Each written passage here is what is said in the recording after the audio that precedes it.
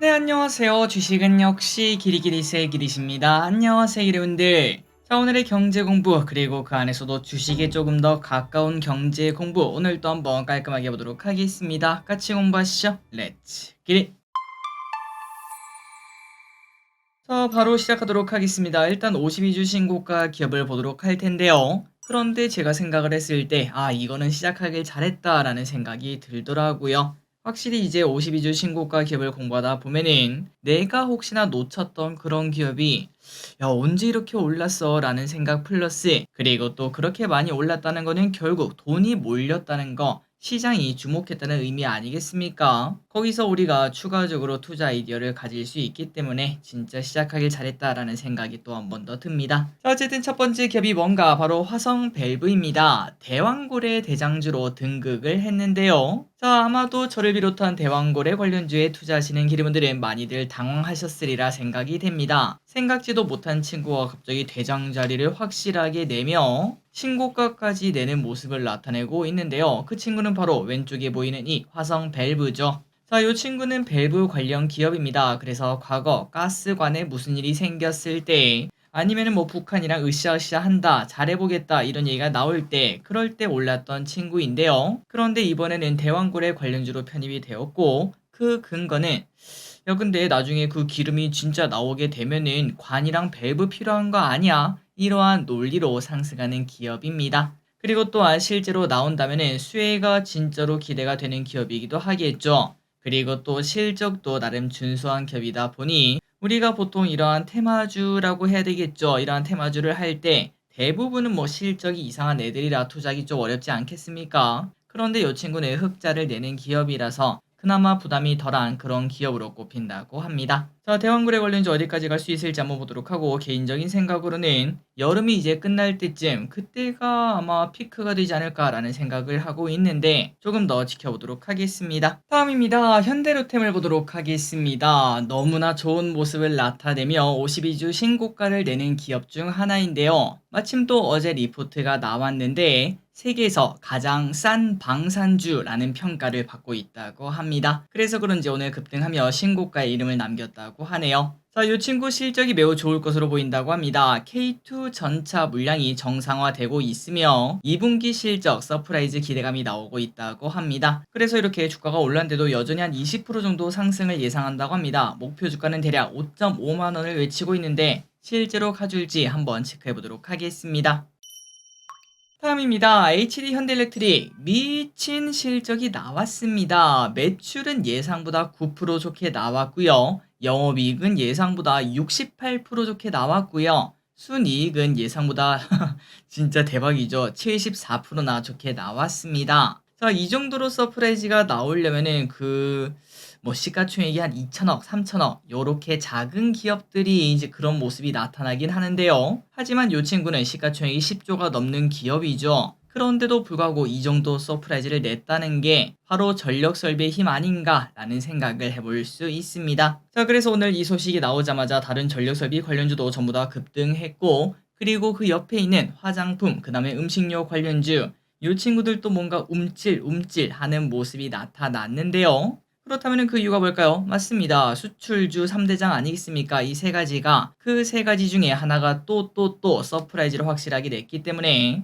다른 친구들도 야, 잠깐만, 이거 2분기 실적 시즌이고 우리도 실적이 뭐 그렇게 나쁘진 않겠지, 이거 매수 타이밍 아니냐, 이러한 얘기를 할 수 있어 보입니다. 그렇기 때문에 내일부터는 화장품이랑 음식료 관련주도 같이 꼭 볼 필요가 있겠네요. 그리고 오늘 HD 현대일렉트릭 그리고 LS 일렉트릭 등 이런 친구들도 52주 신고가를 달성을 했습니다. 한 방에 달성을 해버렸네요. 다음입니다. 화장품 관련 보도록 하겠습니다. 최근 화장품 주들이 대부분 뭐 이런 비슷한 차트를 나타내고 있어요. 고점 찍고 쭉 빠지면서 한 61선 이 정도까지 하락하는 모습인데 그만큼 조정을 많이 받았다라는 얘기를 해볼 수 있습니다. 물론 이렇게 많이 올랐다 보면 당연히 하락하는 거 아니야 라는 생각도 해볼 수 있지만 그래도 하락의 이유를 굳이 찾아보자면은 일단 중국 소비 회복이 부재하면서 중국 법인의 실적 우려가 부각되고 미국에서 만약에 트럼프가 당선되면 보호무역이 심해지면서 결국 우리나라 화장품의 그 가성비의 메리트가 좀 많이 사라지는 거 아니냐 이런 걱정까지 나오는 걸 확인할 수 있었습니다. 하지만 신한투자가 봤을 때는 이러한 걱정은 과도하다라는 평가를 내렸어요.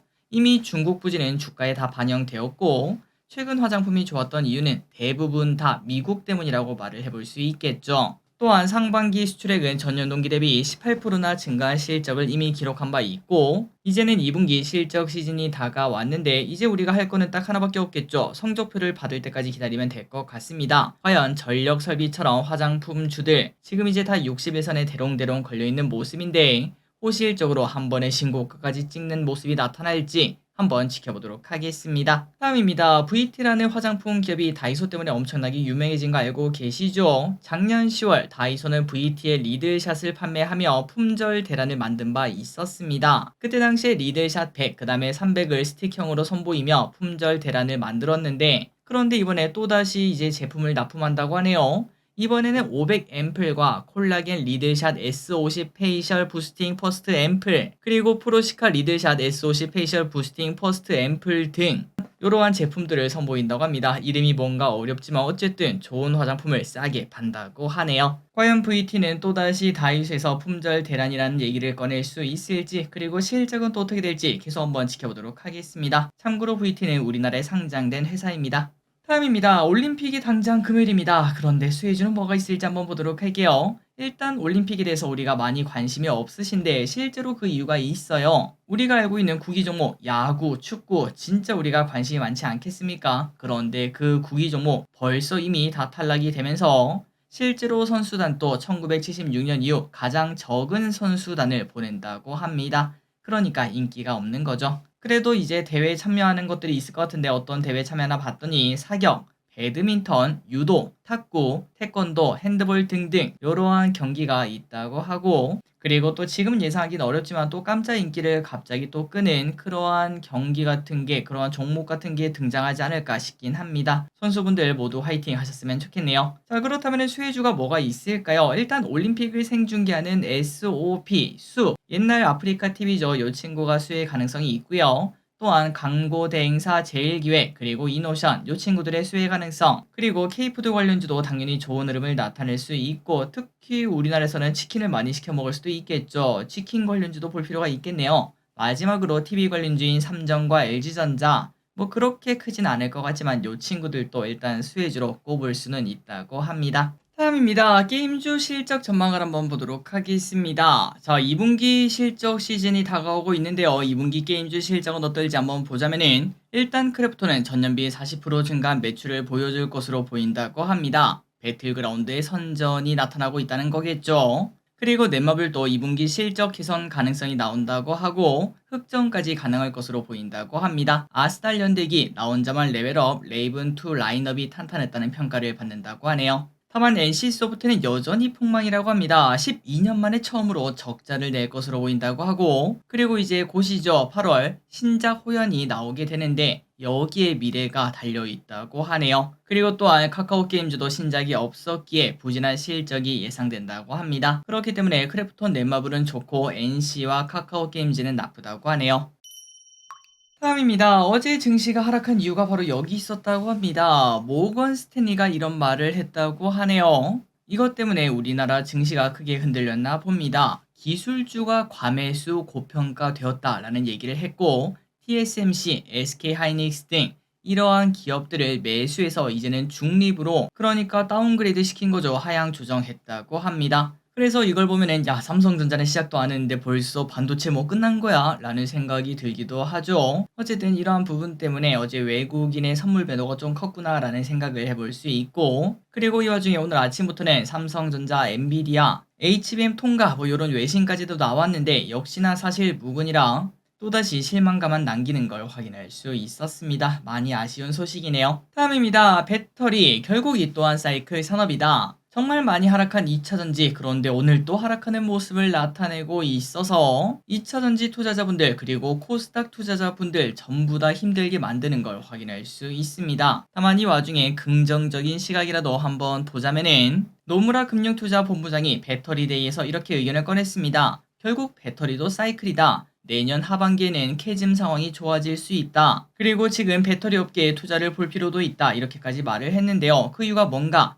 투자를 많이 축소하고 있어요. 실제로 SK온은 작년에는 11조를 투자했고 올해는 7조를 투자했는데 내년은 2조로 대폭 줄인다고 하죠. 그 말인 즉슨 사이클 바닥이 다가오고 있다는 걸로 해석을 해볼 수 있다고 합니다. 반도체랑 똑같다는 거겠죠. 자, 진짜 배터리 관련주 지금 이렇게 줄을 딱 그으면은 한 번, 두 번, 세 번 바닥을 세 번째 다지는 중인데 여기서 한 번 더 하락하면은 또다시 지하실을 찾아가겠죠. 제발 여기서는 반등을 해주길 진심으로 바랍니다. 다음입니다. 의사도 수요와 공급 법칙이 작용한다. 최근 의사의 몸값이 일부에서 떨어지고 있다는 소식이 나오고 있습니다. 어디서 그런가 봤더니 한때 월천은 그냥 넘겼던 피부 미용 병원의 신입 일반의 월급이 지금은 700만 원까지 하락을 했다고 해요. 그렇다면 그 이유가 뭔가 최근 전공의들의 집단 사직이 있지 않았겠습니까? 그 이후에 당연히 놀 수는 없으니까 구직을 하다 보니 시장에 그 의사가 대규모로 풀린 상황, 당연히 월급은 떨어질 수밖에 없었다고 합니다. 다음입니다. 물가. 장마철인데 물가는 어떤가요? 비가 내리면 과일도 채소도 잘 자라지 못합니다. 그런데 최근 들어 비가 좀 많이 오다 보니 물가가 걱정되는 상황이죠. 실제로 확인해보니 상추, 도매 가격은 일주일 만에 50%나 급등하는 모습을 나타내며 채소 가격은 강세를 나타내고 있습니다. 하지만 다음 달 정도 되면 채소는 금방 자라기 때문에 회복이 곧 될 것으로 보인다고 하네요. 그리고 과일도 크게 걱정할 필요가 없다고 합니다. 핵과일이 본격적 출하가 될 것으로 보이기 때문에 과일 가격 또한 안정화될 것으로 보인다고 하니 일단은 물가 걱정은 조금 접어둬도 될 것 같습니다. 다음입니다. 테슬라 어제 오랜만에 5%나 상승을 해줬어요. 그리고 왼쪽의 차트를 보니까 야 제가 가장 좋아하는 차트죠. 쭉 올라갔다가 오른쪽으로 기었다가 이평선 맞고 올라가는 모습. 그렇다면 어제 왜 이렇게 5%나 좋았나 한번 봤더니 일론 머스크가 X에 내년부터 테슬라 공장에서 옵티머스를 일부 사용할 수 있다 이렇게 언급을 했습니다. 그러니까 옵티머스 휴머노이드 로봇에 대한 기대감이 나왔다는 거겠죠. 그리고 또 26년부터 양산 가능성에 대해 언급까지 했는데요. 이러한 소식에 테슬라 주가는 반응을 했다고 합니다. 하지만 이제 많은 사람들은 조금은 부정적인 생각을 갖고 있습니다. 불과 얼마 전만 하더라도 로보택시 8월 8일에 꺼낼 것이라고 말을 했지만 한 달인가요? 두 달인가요? 딱 지나고 나니까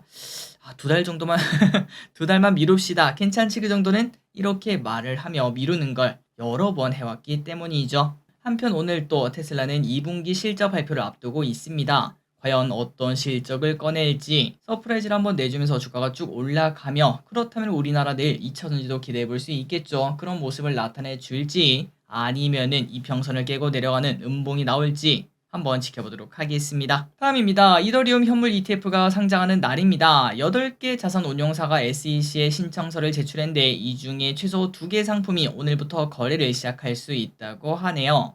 하지만 그럼에도 이더리움 가격은 움직이고 있지 않습니다. 어느 정도는 이미 반영했다는 의미가 될 것 같고 오히려 여기서는 세론 같은 게 나타나지 않을까 뉴스에 팔아라가 나타나지 않을까 하고 지켜볼 필요도 있겠습니다.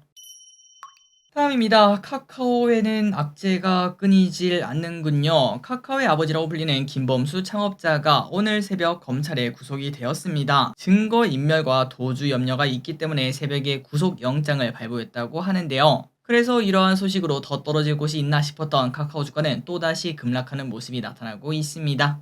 그렇다면 뭘 그렇게 관심있게 보는가? 바로 SM엔터 인수 과정에서 시세 조정에 직접 개입했는지 여부를 조사할 예정이라고 합니다. 그리고 앞으로 최악의 경우에는 인터넷 전문 은행법상 보유한 주식 10%를 초과하는 17%에 대해서 처분하라 이러한 명령이 나올 수도 있다고 하는데요. 카카오 내에서도 금융이 없다면 다른 사업과의 시너지가 어렵다 보니 전면적인 사업구조 개편까지 나타날 수 있는 악재로 해석이 될 수 있다고 합니다. 카카오는 정말 힘든 기업인 걸 또 한 번 더 확인할 수 있습니다. 다음입니다. 요즘 위메프랑 티몬 이쪽에서 이상한 소리가 계속 들려오고 있어요. 위메프가 심각한 자금난에 빠져 있다는 이야기가 또 나왔는데요. 그러다 보니까 자회사인 배달의 위메프 이거 매각까지 나선다고 합니다. 그렇다면 이렇게 안 좋은 이유가 뭔가 다 쿠팡 때문이다 라고 말을 해볼 수 있겠죠. 쿠팡이 공룡처럼 등장하면서 기존 이커머스 업체들은 적자를 누적하고 있고 승자 독식의 상황이 현재 나타나고 있습니다. 특히 위메프의 작년 영업 손실은 1000억을 넘어가며 완전 자본 잠식에 빠졌다고 하네요. 그리고 소문에 의하면은 이제 돈까지 안 들어온다 그런 얘기까지 나타나고 있습니다. 또한 이런 상황은 위메프만 그런 게 아니라고 합니다. 티몬도 마찬가지 소식이 나타나며 주문 취소 소식이 나타나니 많이 이런 얘기도 들려오고 있습니다. 다음입니다. 미국 대선 소식은 계속 볼 필요가 있겠습니다. 바이든 대통령이 대선 후보직을 사퇴했고, 그리고 공식적으로 해리스 부통령을 지지한다고 했고, 그리고 해리스 부통령이 또 사실상 대선 후보로의 행보를 시작을 했다고 합니다. 그리고 지금 이제 나오는 소식을 보면은 해리스가 그렇게 이제 불리하지 않다, 그런 얘기도 나타나고 있습니다. 꽤나 민주당 밀집도가 조금 높아지는 모습을 나타내고 있다고 하는데요. 바이든 대통령이 사퇴한 일요일 하루에만 해리스 부통령 앞으로 930억 원의 후원금이 모이는 그런 모습까지 나타났다고 합니다. 다음입니다. 유가가 최근 들어 하락하는 모습입니다. 어느덧 80달러가 깨지는 모습이 나타나고 있는데요. 왜 이렇게 하락하는지 한번 보도록 하겠습니다. 일단 이러한 원자재는 정답은 없습니다. 정말 많은 변수가 꼬여 있는 게 원자재 시장이다 보니 이것 때문에 하락한다 이렇게 말하기 좀 어렵지만요. 다만 지금 현재 시장에서 주목하는 걸 봤을 때 트럼프 때문에 이렇게 하락한다고 합니다. 트럼프는 친환경보다는 기존 에너지를 많이 좋아하죠. 그러다 보니 미국 원유 생산량 증가를 시킬 것으로 예상을 하고 공급이 늘어나면 당연히 유가는 하락할 수밖에 없다고 합니다.